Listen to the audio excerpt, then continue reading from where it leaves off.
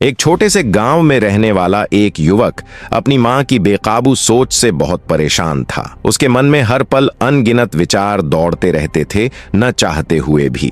जब वह कोई भी काम करता तब भी उसका मन उस काम में नहीं बल्कि किसी बीते पल की घटना या आने वाले समय की कल्पनाओं में उलझा रहता। उसका दिमाग अक्सर अतीत की पीड़ा में डूबा रहता या फिर भविष्य की सुनहरी योजनाओं में खो जाता। उसे आदत हो गई थी मन ही मन ऐसे बड़े बड़े ख्वाब बुनने की जिनमें वह खुद को एक बेहद सफल, प्रभावशाली और सम्मानित व्यक्ति के रूप में देखता। वह हमेशा कल्पना करता कि एक दिन वह सब कुछ हासिल कर लेगा, धन, प्रतिष्ठा और एक सुंदर जीवन साथी। जब भी वह किसी प्रसिद्ध, बहादुर या बुद्धिमान व्यक्ति की कहानी पढ़ता तो खुद को ही उस पात्र की जगह रखकर सोचता कि वही वो सारे महान काम कर रहा है। कल्पनाओं में डूबा वह युवक खुद को कभी योद्धा, कभी ज्ञानी और कभी महानायक के रूप में देखने लगा था।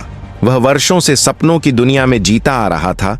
उसे यकीन था कि किसी दिन उसका जीवन जादू की तरह बदल जाएगा, मगर वक्त गुजरता गया और वह वहीं का वहीं खड़ा रहा। असल परेशानी यह थी कि उसने कभी उन सपनों को साकार करने की दिशा में कोई ठोस कदम नहीं उठाया। वह हमेशा योजनाएं बनाता लेकिन कभी मेहनत करने की हिम्मत नहीं जुटा पाया। अब वह 25 वर्ष की उम्र पार कर चुका था, मगर न एक भी सपना पूरा हुआ और न ही कोई ठोस पहचान बनी। धीरे धीरे उसे समझ में आने लगा कि वह अपने ही मन के बनाए जाल में फंस चुका है, एक ऐसी दुनिया जहां सिर्फ कल्पनाएं हैं लेकिन कोई कर्म नहीं। उसे ये भी एहसास था कि उसका दिमाग निरर्थक विचारों से भर चुका है, लेकिन बार बार कोशिश के बाद भी वह इस आदत से बाहर नहीं निकल पा रहा था। उसे अपने ख्यालों में जीने में मजा आने लगा था, लेकिन जब वह हकीकत से टकराता तो दुख, पछतावा और निराशा से भर जाता। अब उसका व्यवहार बदलने लगा था। लोगों से मिलना जुलना कम कर चुका था, दिन भर चुपचाप और उदास बैठा रहता। एक दिन जब वह पेड़ के नीचे गहरी सोच में डूबा था, तभी उसका एक दोस्त पास आया। उसने कहा, सुनो, गांव में एक प्रसिद्ध बौद्ध भिक्षु पधारे हैं। लोग कहते हैं कि वे मन की बेचैनी और विचारों की उलझनों को बड़ी सहजता से दूर कर देते हैं। मुझे लगता है तुम्हें उनसे मिलना चाहिए। दोस्त की बात सुनकर युवक के चेहरे पर थोड़ी उम्मीद की रोशनी आई। वह तुरंत चल पड़ा भिक्षु से मिलने। कुछ ही देर में वह वहां पहुंच गया जहां एक वृक्ष के नीचे ध्यानस्थ मुद्रा में भिक्षु बैठे थे। युवक ने झुककर उन्हें प्रणाम किया और उनके सामने बैठ गया। फिर वह अपनी सारी बातें खुलकर कहने लगा। मुनिवर, मेरा मन हर समय विचारों के तूफान में डूबा रहता है। मैं कोई काम करता हूं तब भी मेरा ध्यान अतीत की बातों या भविष्य की कल्पनाओं में ही उलझा रहता है। मैंने लाख कोशिशें की लेकिन यह मन मेरी नहीं सुनता। मैं इसे शांत करना चाहता हूं, खाली करना चाहता हूं, मगर असफल रहा हूं। इसलिए आपके पास आया हूं। कृपया मेरी मदद करें। कोई उपाय बताइए जिससे मैं इस स्थिति से बाहर आ सकूं। नौजवान ने आग्रह किया। उसके विनम्र निवेदन को सुनकर ध्यान में बैठे संत मुस्कुराए और बोले, बेटा, सुखी जीवन और शांत चित्त तभी मिलेगा जब तुम उन आदतों को छोड़ दोगे जो तुम्हारे भीतर की अशांति का कारण है। आज मैं तुम्हें विस्तार से समझाता हूं कि किन बातों का त्याग जरूरी है और मन को कैसे शुद्ध किया जा सकता है। ध्यान से सुनो।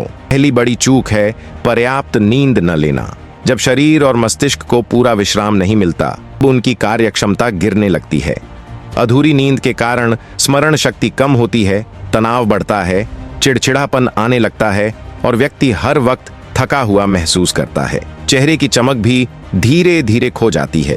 इसके अलावा जब नींद पूरी नहीं होती तो समस्या का हल सोचने और बुद्धि से निर्णय लेने की शक्ति भी कमजोर पड़ जाती है। इसीलिए कम से कम 5 से 6 घंटे की गहरी नींद लेना अत्यंत आवश्यक है। नींद केवल विश्राम नहीं बल्कि शरीर की मरम्मत, ऊर्जा संचय और मस्तिष्क को नवीनीकरण देने का समय है। रोजाना गहरी नींद लेने से न केवल तनाव घटता है बल्कि जीवन की गुणवत्ता भी सुधरती है। अगर किसी कारणवश तुम नियमित नींद नहीं ले पा रहे हो तो यह तुम्हारी शारीरिक और मानसिक क्षमता को लगातार क्षीण करता जा रहा है। जब नींद की कमी लगातार बनी रहती है तो रोग प्रतिरोधक शक्ति भी कमजोर हो जाती है और छोटी छोटी बीमारियां भी जल्दी पकड़ लेती हैं। मनोवैज्ञानिक दृष्टिकोण से भी नींद की कमी से चिंता, घबराहट और बेचैनी जैसी स्थितियां जन्म लेती हैं। व्यक्ति की निर्णय लेने की क्षमता, सीखने की गति और एकाग्रता पर इसका गहरा असर पड़ता है। विशेषकर छात्रों और युवाओं के लिए यह अत्यंत घातक हो सकता है, क्योंकि उनकी स्मरण शक्ति और समझ कमजोर पड़ जाती है। इससे उनके अध्ययन में भी बाधा आती है, यहाँ तक कि उनका नैतिक और भावनात्मक संतुलन भी बिगड़ सकता है। नींद की उपेक्षा न केवल स्वास्थ्य के लिए खतरा है, बल्कि यह धीरे धीरे तुम्हारे पूरे जीवन को अव्यवस्थित कर सकती है। इसलिए जरूरी है कि इसे प्राथमिकता दी जाए। दूसरी बड़ी भूल है भोजन की आदतों की अनदेखी। कुछ लोग किसी भी समय कुछ भी और जितना मन चाहे उतना खाने की आदत डाल लेते हैं। विशेषकर मसालेदार, तली हुई, ज्यादा मीठी चीजें उन्हें भाती हैं। ये चीजें सिर्फ स्वाद के लिए अच्छी हो सकती हैं, पर लंबे समय तक इनका सेवन करना स्वास्थ्य के लिए हानिकारक है। कुछ लोग तो भूख लगे बिना भी खाते रहते हैं, जैसे कि उनका पेट कोई अनंत गड्ढा हो।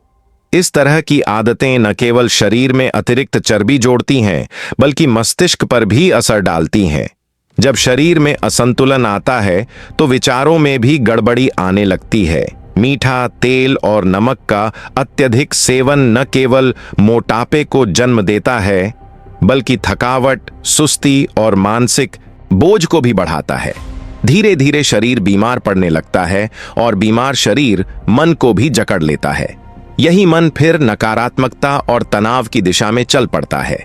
इसीलिए जरूरी है कि तुम अपने आहार की मात्रा, समय और गुणवत्ता पर विशेष ध्यान दो। पौष्टिक और संतुलित भोजन तुम्हें न केवल स्वस्थ रखेगा, बल्कि मानसिक रूप से भी उन्नत बनाएगा। तीसरी गलती है जीवन में बेवजह की भाग दौड़ और ये सोच कि रुकना तो हार मानना है।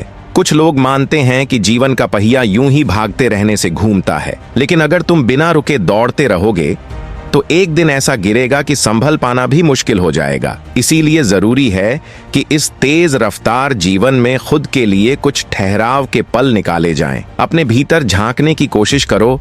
समझो कि कौन सा काम करते हुए तुम्हारा मन खिल उठता है, कौन सी चीज तुम्हारे चेहरे पर बिना वजह मुस्कान ले आती है। खुद से सवाल करो, खुद को जानने की कोशिश करो। जब तुम शांत मन से, सुकून के साथ कोई काम करोगे, तब तुम देखोगे कि वही काम पहले से कम वक्त में और बेहतर तरीके से होने लगा है। लेकिन अगर हर पल दौड़ते ही रहोगे तो न केवल शरीर थकता है, बल्कि मन भी टूटने लगता है। हर काम बोझ लगने लगता है और उस काम में जो आनंद मिलना चाहिए वह कहीं खो जाता है। यह आदत हमें बचपन से समाज और घर के माहौल से मिलती है। हर कोई कहता है रुकना मत, आगे बढ़ो, मगर जरूरी नहीं कि तेज चलने वाला ही मंजिल पाए। थोड़ी शांति और स्थिरता से भी जीवन में महान ऊंचाइयां हासिल की जा सकती हैं। चौथा सबक यह है, अपनी सबसे बड़ी कमजोर आदत को पहचानो और उसे छोड़ने की दिशा में पहला कदम उठाओ। हम सभी के भीतर कोई न कोई ऐसी आदत होती है जो हमें रोकती है, बांधती है या वापस खींचती है। वह आदत काम टालने की हो सकती है, जरूरत से ज्यादा सोने की, चिंता करने की या बहस करने की, कोई भी हो सकती है। सबसे पहले उसे पहचानो और उसके स्थान पर कोई अच्छी आदत लाओ। हाँ, यह मानता हूं कि किसी पुरानी आदत को छोड़ना आसान नहीं होता, लेकिन अगर तुम अंदर से ठान लो और रोज थोड़ा थोड़ा बदलाव करते जाओ, तो वही बदलाव धीरे धीरे तुम्हारा स्वभाव बन जाएगा। आदत बदलने के लिए सबसे जरूरी है एक ठोस इरादा और लचीलापन। और जब तुम यह करोगे तो एक दिन खुद ही देखोगे कि पुरानी आदतें छूट चुकी हैं और नई सहायक आदतें तुम्हारे साथ हैं। पांचवा पाठ यह सिखाता है, बड़े बड़े वादे करना और उन्हें निभा ना पाना तुम्हारे आत्मसम्मान और रिश्तों दोनों को नुकसान पहुंचाता है। वादा करना गलत नहीं है, लेकिन ऐसे वादे करना जो तुम्हारी क्षमता से बाहर हों, यही असली समस्या है। अगर तुम किसी के सामने हर बार हाँ कहकर उसे खुश करने की कोशिश करोगे तो धीरे धीरे खुद ही तनाव में आ जाओगे। जरूरत है न कहना सीखने की। जितना कर सकते हो उतने का ही वादा करो। अगर तुम सोच समझकर सीमित वादे करोगे और उन्हें निभाओगे तो तुम्हारी बातों की कद्र बढ़ेगी, वरना अधूरे वादे तुम्हें बोझिल बना देंगे और सामने वाले को भी निराश। इसलिए सच बोलो, अपनी क्षमता पहचानो और उस अनुसार ही दूसरों से जुड़ो। छठा जीवन सबक, खुद को नीचा दिखाना और हर समय अपने आप में कमियां खोजते रहना आत्मविनाश की शुरुआत है। अगर तुम लगातार अपने ही मन में खुद की आलोचना करते रहते हो खुद को दूसरों से कम समझते हो तो फिर तुम्हें बाहरी दुश्मन की कोई जरूरत नहीं। तुम खुद ही अपने आत्मविश्वास को मार रहे हो। इसलिए अब समय है इस सोच को बदलने का। खुद से कहो, हाँ मुझसे गलती हुई, लेकिन अब मैं उससे सीखकर आगे बढ़ रहा हूं। जो व्यक्ति खुद को समझता है, अपनाता है और अपनी गलतियों को स्वीकार करके बेहतर बनने का प्रयास करता है, वही असल में प्रगति करता है।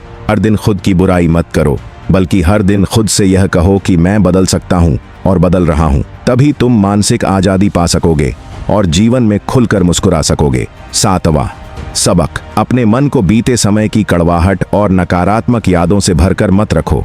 जो हो चुका उसे बार बार याद कर, सोचकर और जीकर तुम अपने वर्तमान को विषैला बना रहे हो। उसके मन में सालों पुरानी बुरी यादें भरी हुई हैं। कभी किसी ने कुछ ऐसा कहा था जिसने उसे चोट पहुंचाई थी और आज भी वह बातें उसके दिमाग में गूंजती रहती हैं। किसी काम में सफलता मिलने के बावजूद भी वह उस उपलब्धि को लेकर दुखी रहता है।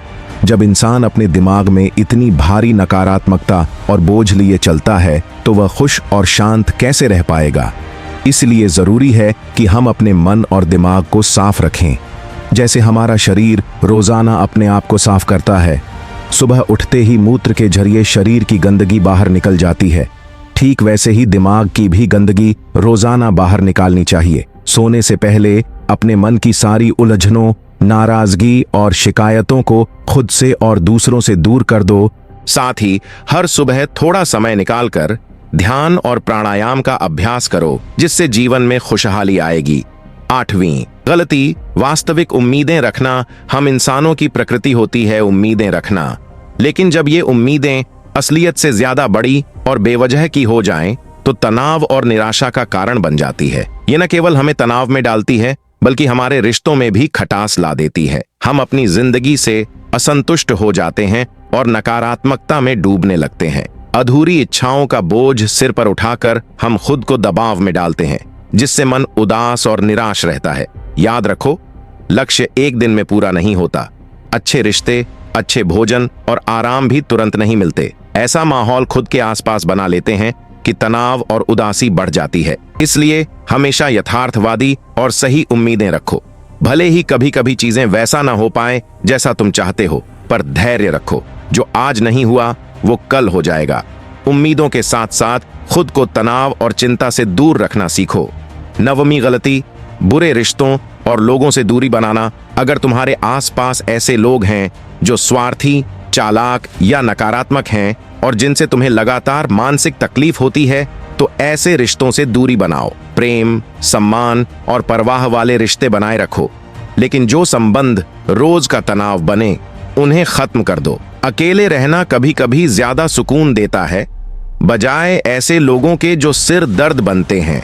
अगर कुछ रिश्ते मजबूरी में बने हुए हैं तो उन्हें सीमित रखो। जिन्हें तुम दूर कर सकते हो उन्हें अपनी जिंदगी से बाहर कर दो और शांति को बुलाओ। अत्यधिक डिजिटल डिवाइस और सोशल मीडिया का उपयोग आज के जमाने में को पूरी तरह से छोड़ना लगभग नामुमकिन है, मगर कई लोग बिना किसी काम के घंटों नेटफ्लिक्स देखते, सोशल मीडिया स्क्रॉल करते रहते हैं, जो मानसिक और शारीरिक स्वास्थ्य दोनों के लिए हानिकारक है। यह आदत आपकी नींद, चेहरे की चमक और काम करने की क्षमता पर बुरा असर डालती है। अतः जितना हो सके इन उपकरणों का सीमित उपयोग करें। बीच बीच में ब्रेक लेना बेहद जरूरी है ताकि तनाव कम हो और आप तरोताजा महसूस करें। डिजिटल डिटॉक्स पूरी तरह से करना व्यावहारिक नहीं है, क्योंकि आज हर चीज टेक्नोलॉजी से जुड़ी है, लेकिन इसे नियंत्रित करना और समय सीमा निर्धारित करना बहुत आवश्यक है। कुछ आदतें पूरी तरह से छोड़नी चाहिए, जैसे जंक फूड, लेकिन कुछ चीजों को सीमित करना ही बेहतर है। ऐसा करके आप पाएंगे कि आपकी जिंदगी में खुशहाली और सुकून बढ़ेगा। मुझे उम्मीद है कि आपको यह वीडियो पसंद आया होगा। इसे अंत तक देखने के लिए धन्यवाद।